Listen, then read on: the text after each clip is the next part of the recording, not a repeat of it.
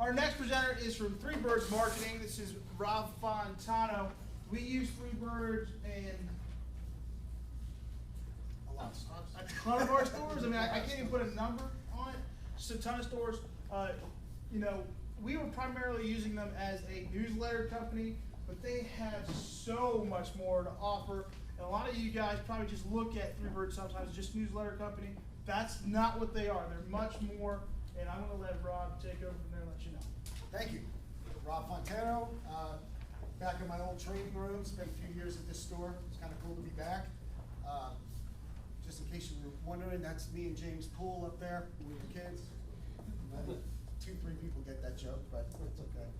I want to talk to you about reputation management today, review building, and how it's affecting SEO today, and how things have changed.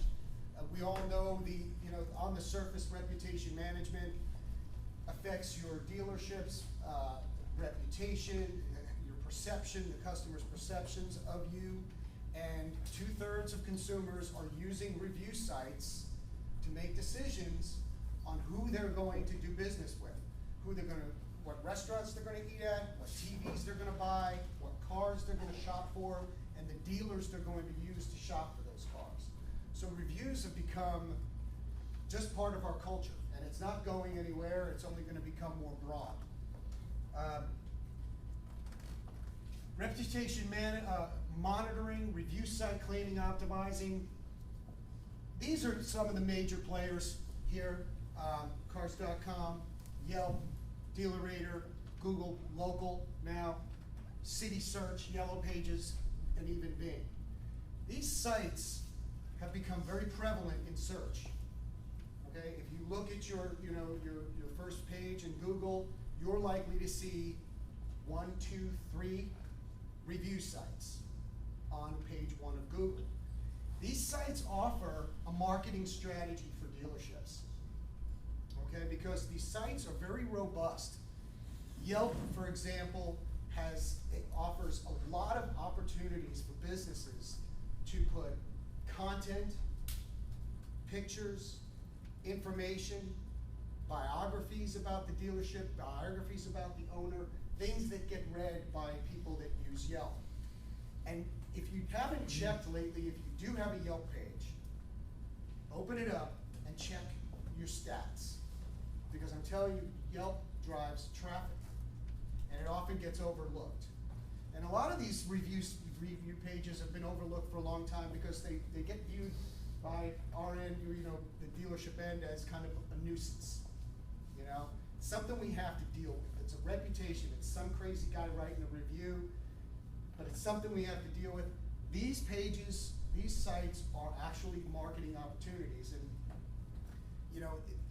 being in the dealership world for almost 12 years and now in the marketing end of it, looking back, I see reputation management, review building, less of the responsibility of an internet manager in a store and more of a marketing strategy and a marketing opportunity, because that's really the face of your business. Monitoring reviews, responding to reviews, both good and bad, is very important. I like to say, don't sleep on reviews. Know what people are saying about you, know in real time, track what they're saying when they say it, and respond immediately. I'll show you some examples or an example of something that transpired that I can show you a timeline on. Responding immediately to a review, whether good or bad, has a lot of benefits. If it's a good review, or a bad review for that matter, you gain an SEO advantage. You can actually use really good keywords in your response that will drive search.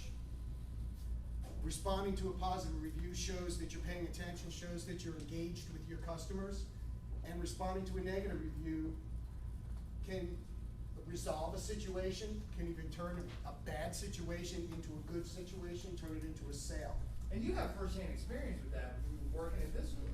Absolutely, absolutely. I mean, we jumped on the review and reputation bandwagon many years ago, right? And we did, really paid attention to it and saw the value in it, and utilize these sites, because these sites aren't going away, and they offer so many different tools that if you use them, you can benefit from them. So when you were doing it, you really had your hands in it.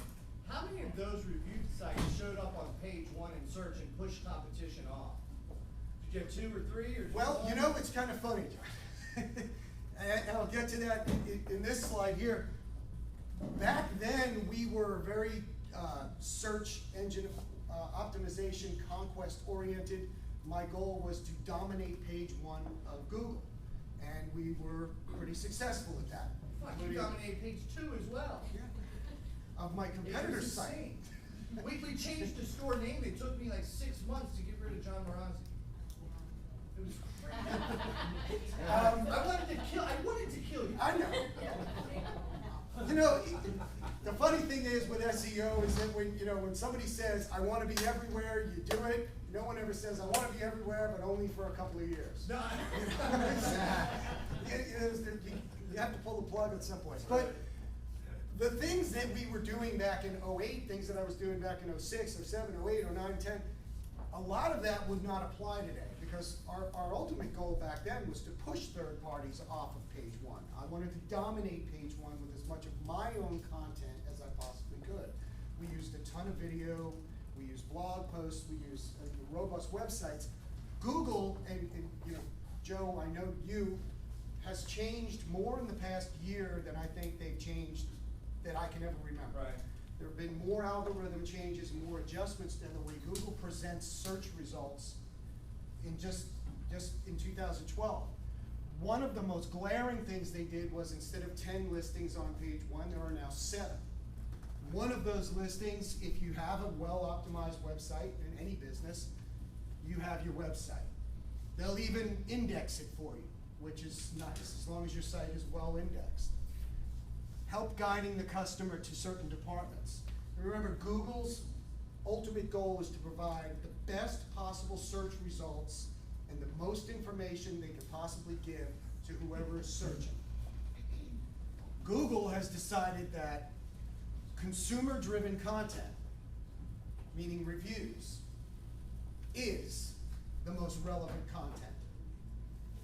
Otherwise, you wouldn't see pages like this where City Search, Yelp, DealerRater, and Google. You've got 4 review channels on one page. Google has decided that consumer-driven content is at least as, or if not more valuable than the content that the business puts out there. So a lot of the strategies of pumping video, pumping blogs, pumping microsites and things like that, they're effective still from an SEO standpoint, but from a Google page one standpoint search, Google is going to serve up review sites. So we can either, light a candle or curse the darkness. The review sites are here, we should take advantage of them, optimize these sites, and make the best use of them. Google proudly displays your score on page one, and Google has decided that they're going to show the star rating of even their competitors' review sites. So Google will tell you that you have 3 Yelp stars. That's how relevant that they find this information. The next one is mobile. You've heard from Nicole about mobile and mobile paid search, which you can probably see up here. You've got a very small window of opportunity. Mobile favors review. Search anything on a mobile phone, you're going to find what you're searching for, and you're going to find opportunities to see how many stars they have. And more what kind of importantly, reviews. just for this specific mobile case, how many iPhones have been sold? Millions and millions and millions. Keep in mind that they use Yelp. Yeah. So that's why you want to pay attention to Yelp, because when those customers do a search, that's what's coming up. Yeah. And I was going to say, Siri refers to Yelp Yep. for their review information and for guiding their customers. And did you know that manufacturers are now signing up Siri for in the car? So GM is working with Siri, and there's another manufacturer, and more will sign on after that. So just all more of a reason to pay attention to those things. Yep. And just jumping back, then I want to jump the slides back. Don't forget about Bing. That's just how relevant is Bing and Yahoo? What? How relevant is Bing and Yahoo? Well, here's the way I viewed Bing back then and still do. If I open up my Google Analytics and I look at my referring traffic to my website, and I got 6,000 hits from Google. And I got 342 from Bing and 216 from Yahoo. What about Alta Vista? That's 500 customers that are using Bing and Yahoo. The least I can do is make sure those sites are well optimized and that the content is relevant, the content is fresh, and I put as much into my Bing account as I've done to my Google account. So, and you know what, quite frankly, Bing's a hell of a lot easier to optimize than Google Plus is. It's cheap. It's just seamless, it works really well, and so does Yelp.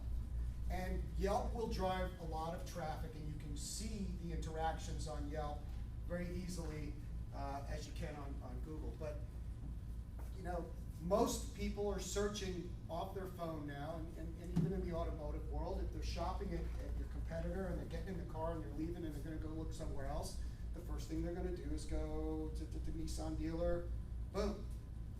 And what they're going to see is a snapshot of your page one listing, and it is going to include your reviews. Okay. What does this mean to my listing? You know, Google doesn't tell you very much. We know little pieces of what Google does and how they do it. You know, it's kind of like Colonel Sanders saying, yeah, there's flour in our recipe. You know, they don't tell you everything, but they do tell you enough to know that although the algorithms are not going to be told in completion, Google reviews and online reviews do affect your position in search. Okay, and I've seen it. If you really drill down and look at it, you'll see scores that are higher will appear higher. Okay, so in multiple dealer listing, the higher review scores will show up higher. The other thing that I want to point out is that, you know, in embracing this as a marketing strategy, embracing review building and reputation as a marketing strategy, a review is not a proclamation. It's the beginning of a conversation. That's what Google is set out to do. That's what Yelp has set out to do. That's what a lot of these channels have set out to do, is they want to start a conversation with consumers and businesses. They didn't want to just put something up where consumers could get up there and go, you suck. And you go, oh, I suck. You know, I gotta take it.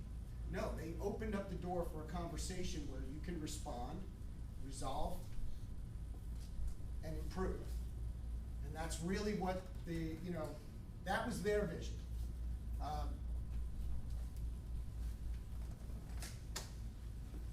Paid for reviews. Pity the fool paid for reviews. Just a few seconds on this.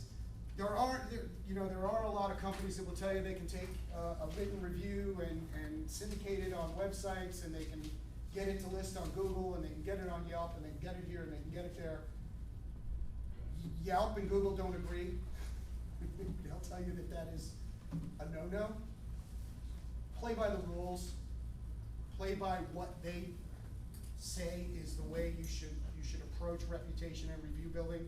Because if you try to circumvent the system, if you try to slip and slide, you're going to get burned. And it's very costly. And if you've ever had your local Google Places page suspended for whatever reason, you'd know what I'm talking about. It's very painful and very hard to fix. Yelp, very similar.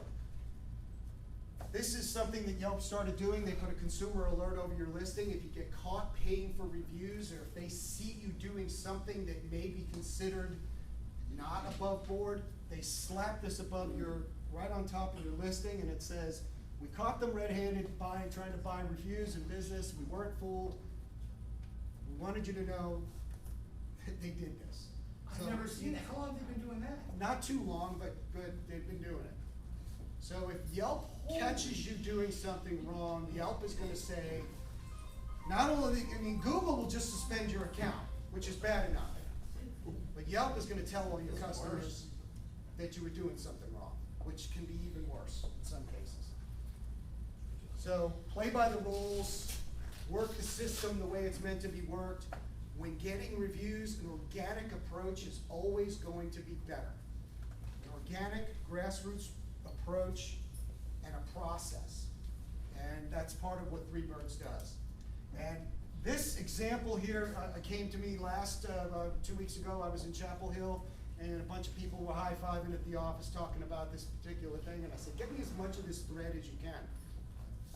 Customer went to dealer X, I'm not gonna tell you, it's one of our customers, and this was his result. He purchased 3 vehicles in the past 6 years because he enjoyed the price and service. Last few times I've inquired, did a 180, I'm not gonna buy from them again. They changed their sales tactics, back and forth, blah, blah, blah. In other words, he's pissed off. He went on Google and told everybody about it. We, part of our process is monitoring reviews online, catching these reviews, alerting the dealer real time, letting them know that the review happened.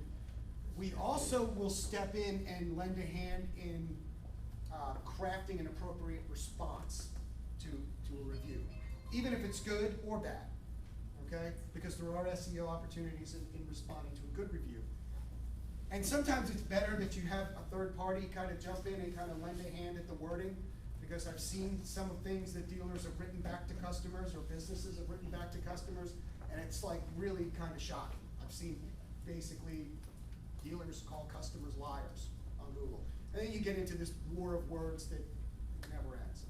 So essentially, from the general manager, taking time, I'm sure some of you have read this, very positive message, reached out to the customer, the GM reached out to the customer, found the customer's phone number, tracked him down.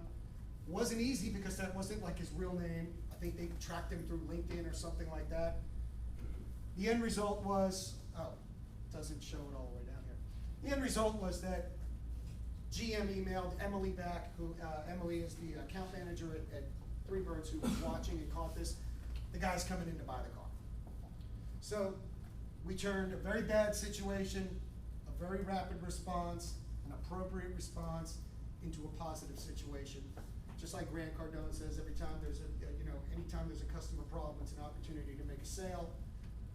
That's what they did here. That brings us to our platform, which the basis, and John wanted me to touch on this, I was going to kind of stick to reputation, but the basic foundation of everything we do is what we call House, which is our e-newsletter. And I really, e-newsletter seems like such a tiny little thing, but what we do is really much larger than that. We consider this is an engagement site. Our e-newsletter is the foundation of where we put all of our dashboard is based on. It is a live website with a dealer-relevant URL. So for example, at this store, NaplesNissanNews.com. It's not a newsletter that's hosted on some server somewhere, and because it has a dealer-relevant URL, you will get a search SEO lift out of it. So you will see your newsletter appearing on page 1 of Google, which again, very relevant content, updated content on a regular basis, tons of backlinks, deep links back to your website.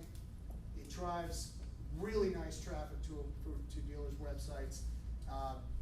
What I like about the traffic that I see coming from our engagement site back to dealers' website is that 5+ page views, 6+ minutes, a very low bounce rate, and a 50+%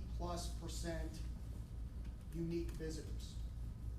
Which, if you think about it from a dealer perspective, you're marketing to your own database. You're marketing to your customer base. Now, I just bought my first car that didn't involve the dealer I was working for not too long ago, and I've never gone back to their website. I have no need to go back to the dealer website. Why would I buy a car and visit the dealer website? If I wanted their service number, I just Google it. Service number pops up, I call it. When you have traffic traveling from relevant content in a newsletter or engagement site back to your website, you're building more familiarity. So you're kind of bringing them home every once in a while. And you're going to get more conversion from that.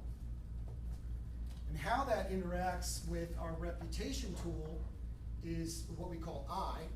And essentially, it's a turnkey solution. We monitor reputation. We manage and optimize all reputation sites. So all of those sites that you saw on that one screen, we will claim and optimize for you. Put putting the right relevant content in, and with your help, pictures and details about the store and anything else that you want to discuss and be put out there. Then we'll monitor traffic. Anyone writing positive reviews or negative reviews, send you alerts. When a negative review is posted, we will alert you and help you respond to it, as you saw in that last example. And then we have the next phase, which is, okay, how do I build reviews? How do I put a process into place?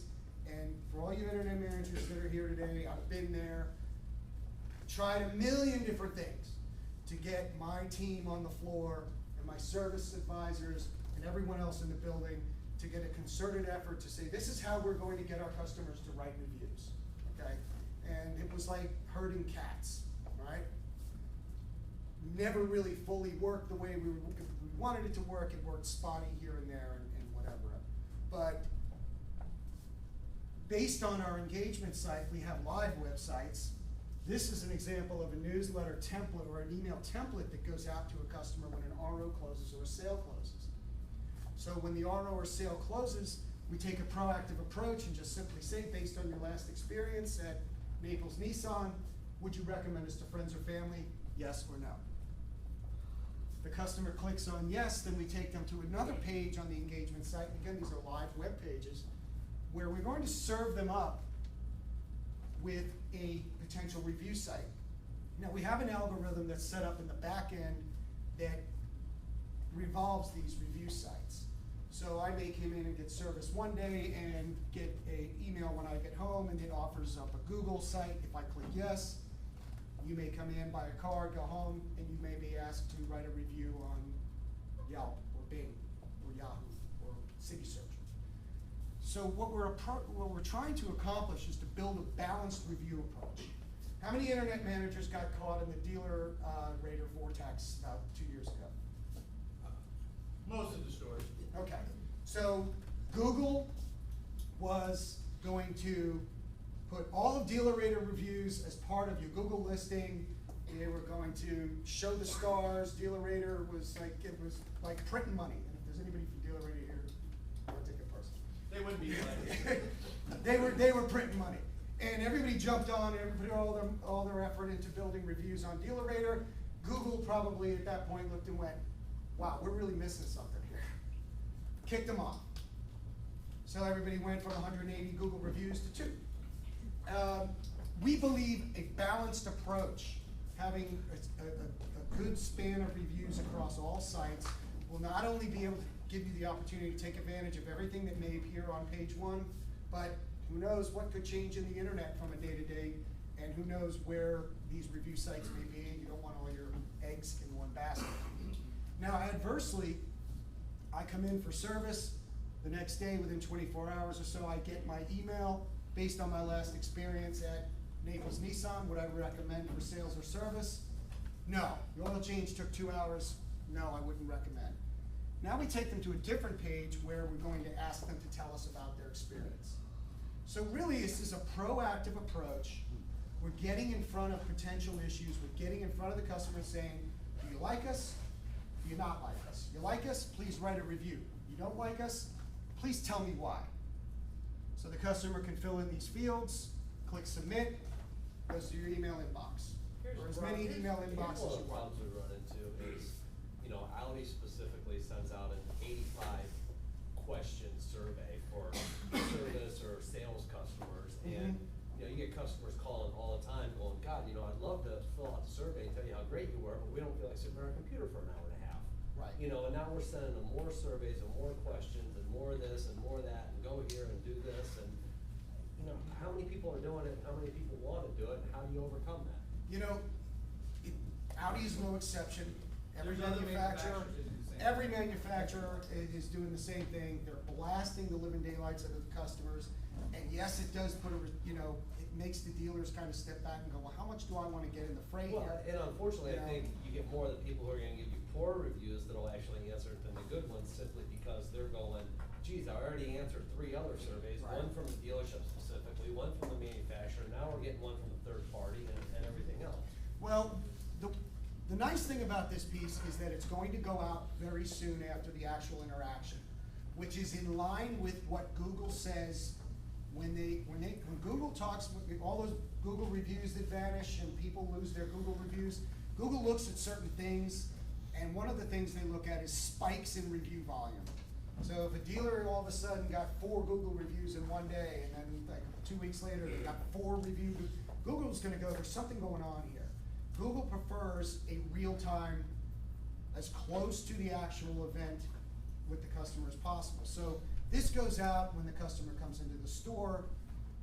Not everybody's gonna do it, but it's a very simple question. Do you like us, yes or no? We're not asking them to name the service advisor and write what their 10 worst things were about the experience, but their 10 best, typical OEM type of survey. So it's real quick, real easy, yes or no. If they click yes, they may write a review, they may not. If they click no, they may respond, they may not. But, there isn't anything that's, that's 100%. But it just gives you a proactive approach to creating a review process that's better than chasing salespeople around trying to get them to go home and go to Google and sign up with Gmail and get an account and write a review. And Eric, it's a necessity. It sucks, but it's a necessity. You've got the 0 moment of truth, right? So we have people that are now visiting anywhere from 18 to 25 sites, depending on their age. We have people, it drops. So, customers 5 years ago, 1.6 dealerships, they walked in. Right now it's 1.4. They're making those decisions based on what they're finding with reviews. So, albeit, our customers are getting inundated with surveys, maybe this is important, you gotta beat them to it. And that's, I align myself with 3 Birds for many reasons. One is, they have access to our database. So on a nightly basis, we know which service ROs closed and which sales, and they send an email that night. So you're going to build a more balanced approach, and that's what we're looking for, is to try to drive a balanced approach to reviews. But some of the statistics speak for themselves. 118% increase in the number of reviews on Google, and a more consistent flow of reviews on Google. A lot of times dealers will get complacent about creating and trying to build a review base until someone comes up and says something bad about them. All of a sudden they get a bad review on Google and they're like, we gotta get some reviews, we gotta knock this thing down. Okay? All of a sudden everybody's hair's on fire and it's an emergency, we gotta get some reviews. Here, we're building a consistent flow. You're not, like you said, not everybody is going to do it, but enough people do to make a much bigger difference than we're actually doing at the store level now. So we're creating, like I said, a balanced approach. And then it's just about, your reputation. It's about the perception from the customer standpoint of your reputation. And these sites have spent, Google obviously has spent gazillions of dollars. Yelp is spending a ton of money. They're trying to create a review, consumer-driven content culture. I think they're going to be successful. They already have been successful. So consumers are going to talk about the businesses that they like and the businesses they don't like, and businesses are going to have to respond and get into that conversation. So again, a review is not a proclamation, it's the beginning of a conversation. Don't be afraid to dive in with them and talk to them and try to resolve it, and you'll be much, much further ahead of the game.